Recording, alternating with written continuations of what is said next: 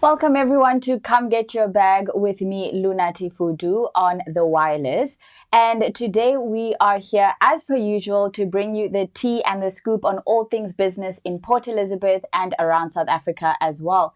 But of course, we have a good lineup for you, as well as a special guest who will be talking to us later on about her business. And in today's show, as I said earlier, we do have a special guest, Masibulele Mhlanga. She started her company in her garage. Can you believe it? In 2018. And now she's going from strength to strength. Wigs Bespoke is specializing in wig revamps, where you bring your old wig and she puts in that special pizzazz to it and she leaves you feeling good and looking good with your older wig. And her mission is to provide bespoke wig services to her clients and the community, and also committing to making sure that they do their research and have insight into the client's needs as well. We will get to know her a little later on. But as promised, I did say that we have a special guest today, Masibulele Mhlanga from Wigs Bespoke, and she is here to talk to us about all things wigs and revamping and styling and just looking good. Hi, Sissy. How are you doing? I'm doing great, Lunathi. How are you? I'm good, thank you. So you started your business in your garage in 2018. What motivated that? Lunathi, when I started this, it was all because I saw a gap. And at the same time, there was a lot of people that were actually requesting for me to actually do their work. Okay. So it started out with me actually doing my own hair. Okay. So every time when I would go out and meet people, and people would be like, "Where do you get your hair done? Who does your hair?" And I would tell people, "No, I did it myself." Yeah. And people started now asking, "Okay, can you please do mine? Can I?" Yeah. And my first client was my sister.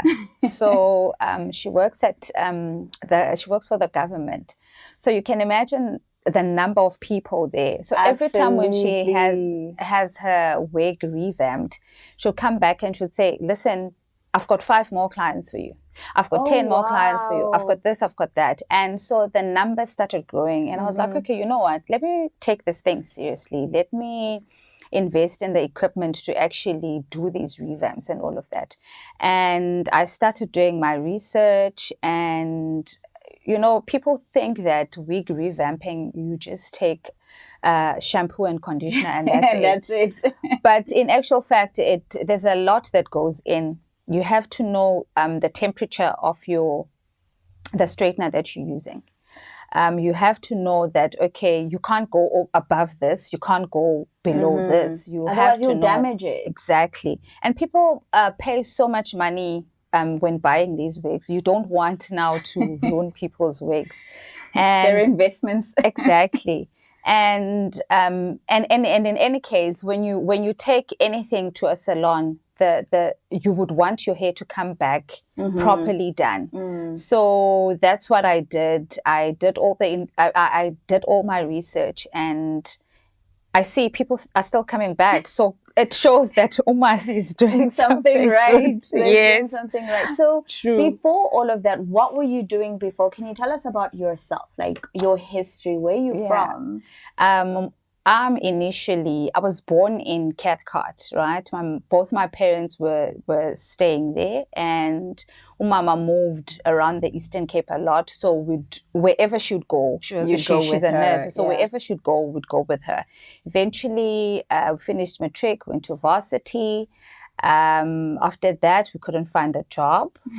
And we went to, I started at my first initial job was at Woolies. I used to work at Country Road.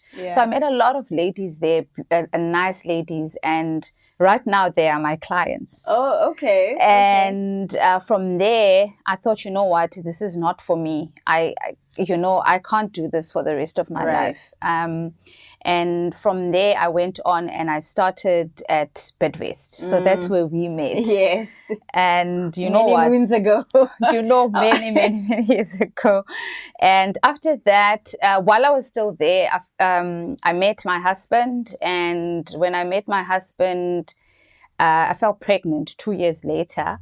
And we decided that, you know what, you can stay at home, right? Take care of the kids and all of that.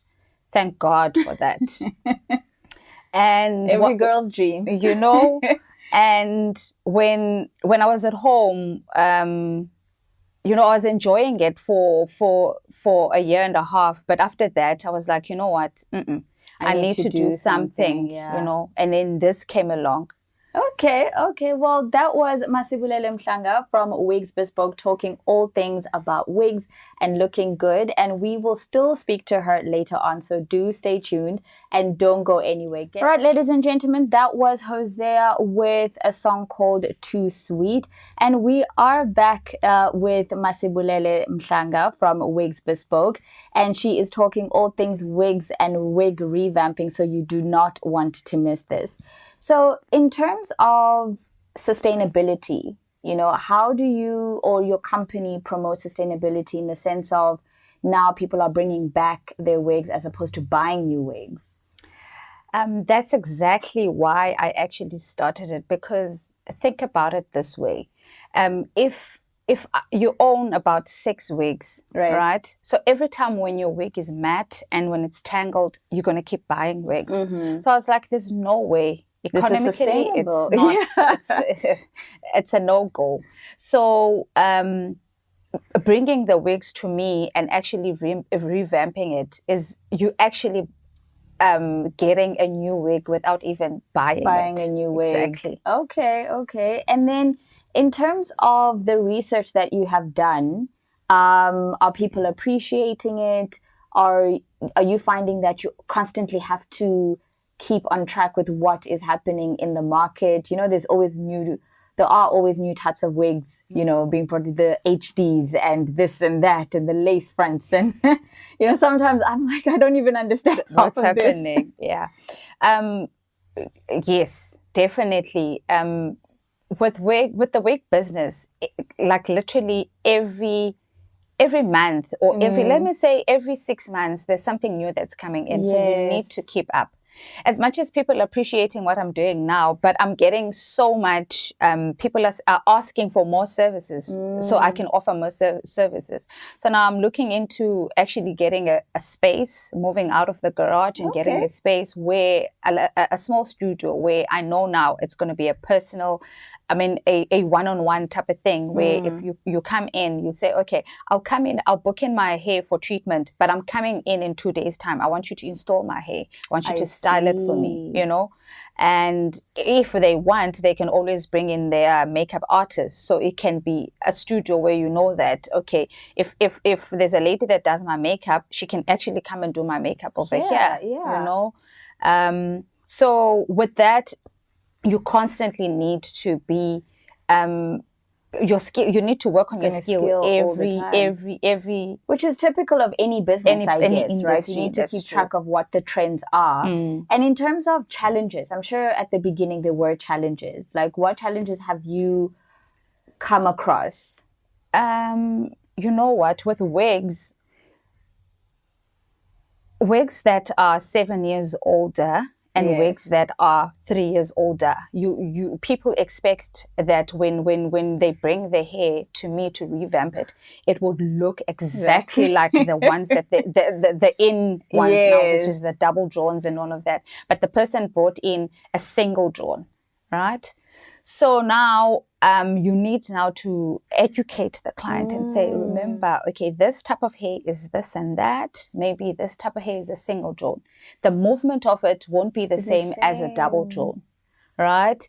And educating them sometimes that when you have human hair has split ends as well, just like any normal type of hair. We need to cut your hair so people don't want to cut their hair. Because they don't want to leave. It's an investment. It's not going to grow back. Telling them that, okay, listen, if I'm plucking your hair now, you're going to lose a little bit of your hair on the hairline.